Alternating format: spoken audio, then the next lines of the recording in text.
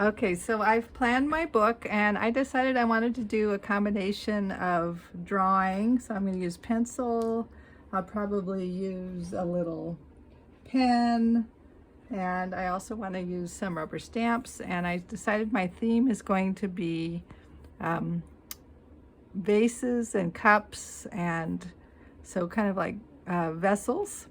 And so each one of my illustrations, let's go the other direction, is going to be using that theme. So this is a tiny bowl here, and this word is point. Remember, this is just my planning book, so I have some ideas for line, and so I'm going to take all of this information that I've planned and I'm going to make my actual book.